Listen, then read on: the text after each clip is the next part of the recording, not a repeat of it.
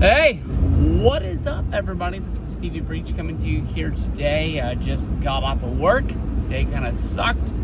That's the only comment that I kind of have about that one. But SmackDown this week, we got a big match for SummerSlam. SummerSlam is honestly fitting together, looking like a really, really good card. I've said a few times that SummerSlam kind of scares me because of the fact that it is a 2-day event, and I think it's the first SummerSlam to do that. Now they've sort of showed that they're able to do it at WrestleMania, and they're able to build 2 stable cards, and we don't have to sit around for 8-9 hours waiting for a pay-per-view to finish. They can kind of give it to us in a 3-hour event. It's up to you if you want to watch the 2-hour pre-show, if you want to watch the 1-hour post-show. You can get it from there. But we have for the United States Championship, Solo Sikoa is going to be defending against Jacob Fatu, but not in a regular match.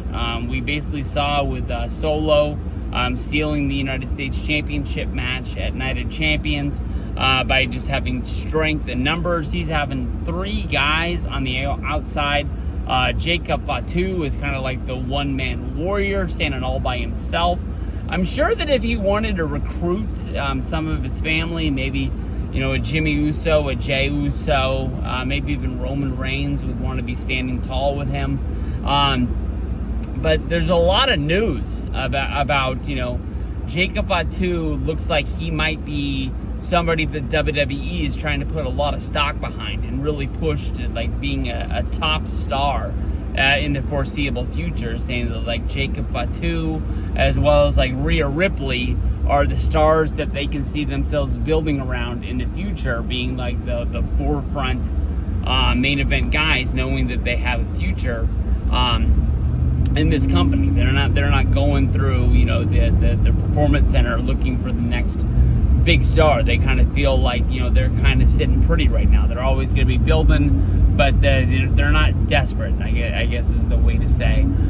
Jacob Fatu, if he stands alone, I can tell you the angle that they run on SmackDown. I guess they ran on SmackDown. I apologize. After I said it, I thought I was going to let it slide, but then I just kept on thinking about it. But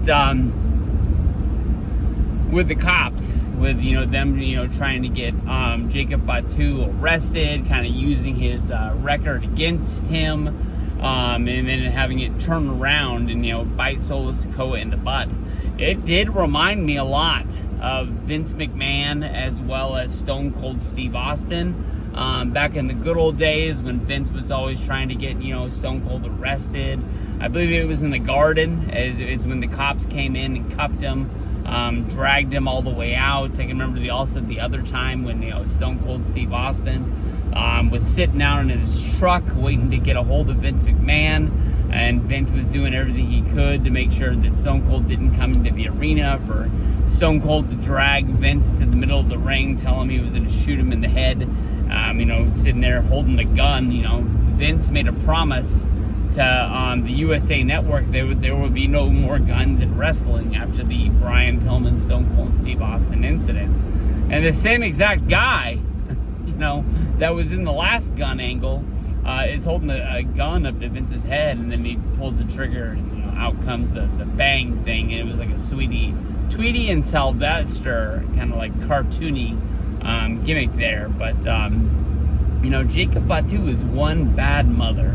And I wonder, if they wouldn't have like really split up the bloodline, and Roman, went on his hiatus and this, that, and the other, would Jacob Fatu even be a guy that's in WWE? They had all the time in the world. I don't know if it was Jacob didn't want to sign with WWE because he didn't want to move to Orlando and do the whole performance center deal, but he was going to Miami and like wrestling for MLW all the time. He was one of the main guys there. He was also doing a lot of West Coast stuff, but I believe he lives out here. But I don't know.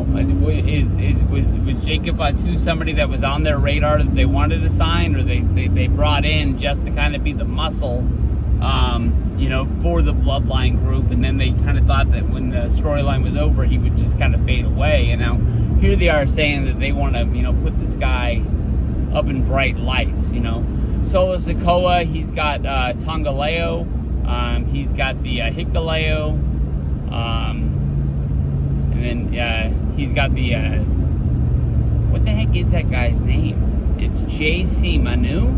I think that's what it is. We'll just call him Jeff Cobb, without fear of people calling us Marks or something like that for calling their non-WWE televised name. They might as well just come out and start calling the guy Jeff Cobb. I mean, the first time that Michael Cole saw him, that's what he said his name was. And all of a sudden, it just magically changed the next time we saw him wrestling on SmackDown. But I think that this SummerSlam match, we're going to see Jacob Fatu get his championship back in the steel cage. I understand that the thought of the steel cage match is keeping, people out of the match, so it is a one-on-one affair between Solo Sikoa and Jacob Fatu. But we've seen many instances of the heels hitting the ring and basically getting into the door, and then they lock the door. And they can turn this into a 4-on-1 ordeal, as even if Jimmy Uso comes out to try and make the save. If Jey Uso wants to come down and try and help out, that the heels are just able to, hit them as they try to climb up over, and they're just knocking them down, and there's no way of getting in there to help them. Solo Sikoa should get hits. I mean, honestly, that's just the best way there is to do it. Where they go with the MFTs, I'm not really quite sure, but I think SummerSlam needs to be a moment of Jacob Fatu winning that championship, holding it high, and going on a reign that we're honestly proud of. If they do really have plans of pushing him to the heavens, if he's going to be a guy that goes out and has matches against Gunther or Seth Rollins in the foreseeable future, whoever's going to be holding that World Heavyweight Championship belt or a WWE title.